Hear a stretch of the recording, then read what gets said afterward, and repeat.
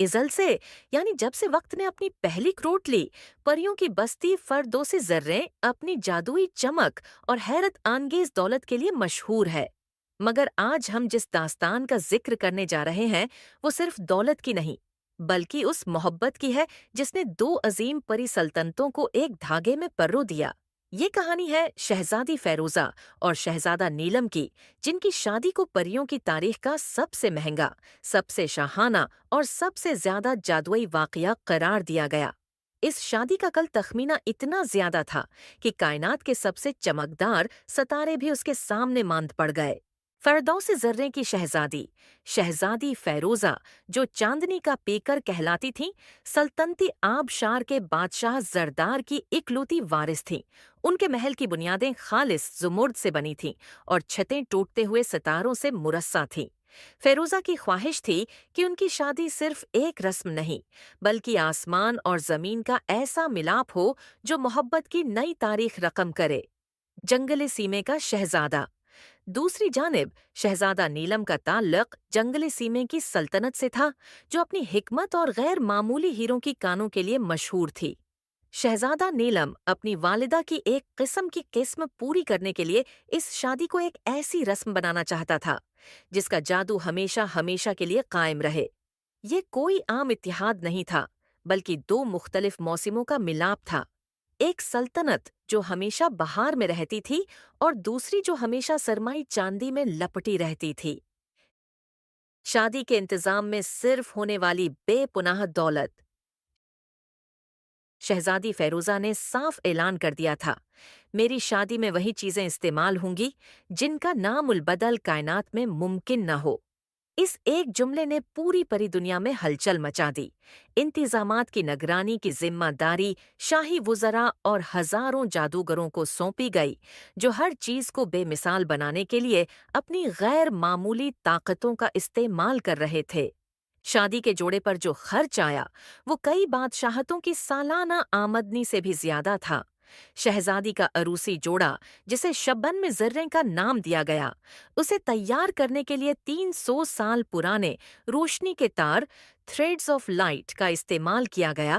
یہ تار صرف ان شہابیوں سے نکلتے ہیں جو 1000 سال میں ایک بار زمین سے گزرتے ہیں۔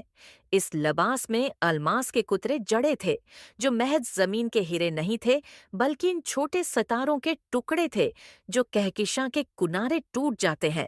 صرف اس لباس کی قیمت کا تخمینہ 10 ارب سونے کے سکے لگایا گیا تھا۔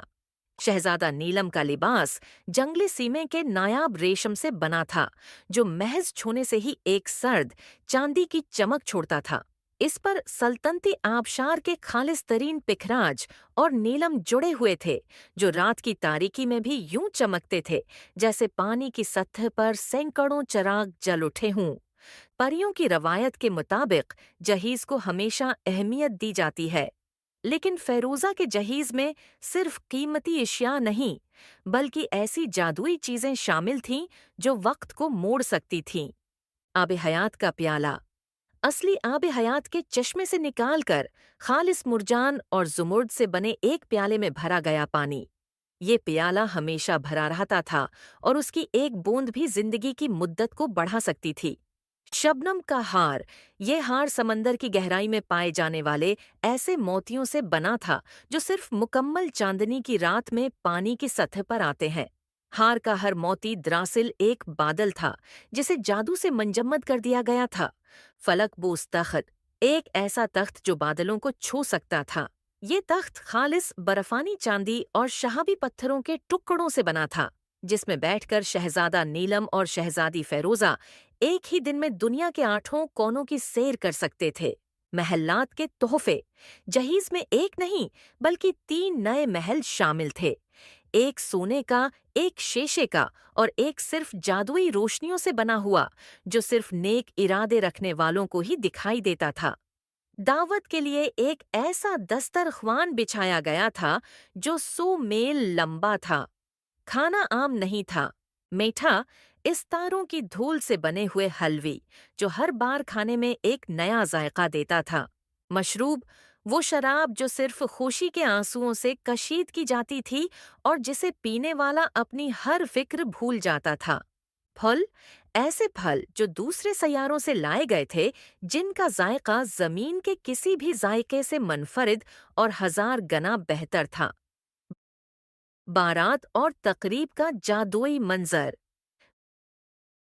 بالآخر وہ دن آ پہنچا جب شہزادہ نیلم کی بارات سلطنتی آبشار کی جانب روانہ ہوئی۔ بارات کا سفر شہزادہ نیلم ایک ایسے رتھ میں سوار تھے جسے پروں والے شیروں کی ایک جوڑی کھینچ رہی تھی۔ یہ رتھ ہیرے کے ٹکڑوں سے بنا تھا اور جب چلتا تھا تو ہوا میں نیلم کی خوشبو پھیل جاتی تھی۔ بارات میں شامل ہزاروں پریوں اور جنات نے اپنے جسموں پر ایسے جادوئی لباس پہن رکھے تھے جو ہر لمحہ رنگ بدل رہے تھے۔ سڑک کو خالص سفید سندل کی لکڑی سے ہموار کیا گیا تھا اور اس پر مسلسل تازہ پھولوں کی بارش ہو رہی تھی جو صرف خوشیوں کے جنگل میں اگتے ہیں۔ محفل موسیقی۔ تقریب کے دوران موسیقی کا اہتمام 1000 پریوں کے آرکیسٹرا نے کیا تھا، جن کے آلات صرف سونے اور چاندی کے ہی نہیں بلکہ وقت کی دھنک سے بنے تھے۔ موسیقی ایسی تھی کہ آسمان کے بادلوں نے بھی تھرکنا شروع کر دیا اور ہواؤں میں شہد کی مٹھاس گھل گئی۔ رسم مہندی اور حنا۔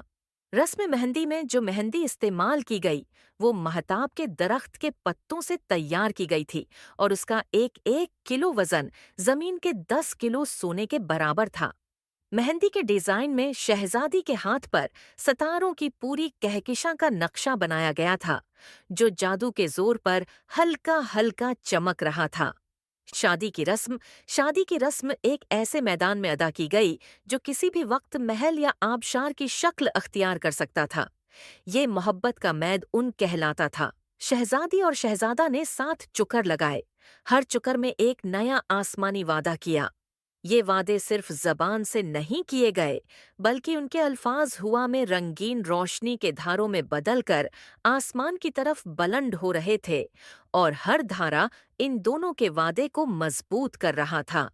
آتش بازی اور روشنی۔ شادی کے بعد جو آتش بازی کی گئی وہ زمین کی بارود سے نہیں بلکہ خوشی کے پھٹنے والے تارے ایکسپلوڈنگ سٹارز آف جوائے سے تیار کی گئی تھی۔ جب یہ تارے پھٹتے تھے تو وہ صرف روشنی نہیں بکھیرتے تھے بلکہ دیکھنے والوں کے دلوں میں ایک لمحے کی مکمل خوشی بھر دیتے تھے۔ یہ آتش بازی 3 دن اور 3 راتیں جاری رہی اور اس کی چمک اتنی تیز تھی کہ زمین کے سب سے دور دراز جزیروں پر رہنے والے انسانوں نے بھی اسے شمال کی عجیب روشنی سمجھ کر دیکھا۔ اس شادی میں جتنا بھی پیسہ خرچ ہوا وہ محض دھات یا زیور نہیں تھا بلکہ ایک مضبوط پیغام تھا۔ ایک پیغام کہ جب 2 دل محبت کے رشتے میں بنتے ہیں تو دولت اور طاقت خود بخود ان کے قدم چومتی ہے۔ حفاظتی انتظامات۔ چونکہ یہ شادی تاریخ کی سب سے بڑی اور مہنگی تھی لہذا سیکیورٹی کے انتظامات بھی سب سے زیادہ غیر معمولی تھے۔ محل کے گرد ایک وقت کی باڑ ٹیمپورل فینس لگا دی گئی تھی جو کسی بھی برے ارادے رکھنے والے شخص کو 1 سیکنڈ کے لیے بھی اندر جانے کی اجازت نہیں دیتی تھی۔ حفاظت پر مامور گارڈز نے اپنی تلواروں کو ہیرے کے پاؤڈر سے صاف کیا تھا تاکہ وہ ہوا میں موجود بداخواہ جادو کو بھی کاٹ سکیں۔ سب سے مہنگا تحفہ۔ تمام تر اخراجات کے باوجود اس شادی کا سب سے مہنگا تحفہ وہ نہیں تھا جو کسی نے دیا بلکہ وہ جو شہزادی فیروزہ نے شہزادہ نیلم کو دیا۔ فیروزہ نے اپنی سلطنت کا سب سے قیمتی خزانہ، ایک جادوئی آئینہ جس کا نام ماضی کا نگہبان تھا، شہزادہ کو دے دیا۔ یہ آئینہ صرف آنے والے وقت کو نہیں دکھاتا تھا بلکہ ان تمام گزرے لمحات کو بھی محفوظ کر لیتا تھا جو محبت اور خوشی کے تھے۔ یہ تحفہ ایک عہد تھا کہ وہ ہمیشہ اپنے محبت بھرے لمحوں کو یاد رکھیں گے۔ شادی کا اختتام۔ جب تمام رسومات اختتام پذیر ہوئے تو شہزادہ نیلم اور شہزادی فیروزہ نے اپنے اپنے محلات کو چھوڑ کر جہیز میں ملنے والے فلک بوس تخت پر بیٹھ کر نئے محل کی طرف پرواز کی۔ جب وہ بادلوں سے اوپر پرواز کر رہے تھے تو کائنات کے تمام ستارے ایک لمحے کے لیے رک گئے جیسے وہ اس جوڑے کو الوداع کہہ رہے ہوں۔ اور یوں پریوں کی دنیا نے اپنی تاریخ کی سب سے مہنگی شادی دیکھی۔ یہ شادی صرف ہیروں اور سونے کی چمک کے لیے نہیں بلکہ اس اٹوٹ محبت کی علامت بن گئی جس نے ثابت کیا کہ پریوں کی دنیا میں بھی سچی محبت کی قیمت سب سے زیادہ ہوتی ہے۔ فردوسی ذرے اور جنگلی سیمیں ہمیشہ کے لیے ایک ہو گئے۔ ان کی شادی کا ذکر آج بھی پریوں کو یہ یقین دلاتا ہے کہ زندگی میں کچھ بھی حاصل کیا جا سکتا ہے اگر اس کی بنیاد محبت اور اخلاص ہو۔ یہ داستان ہے ایک وہ نور کی جو کبھی مدھم نہیں ہوگی۔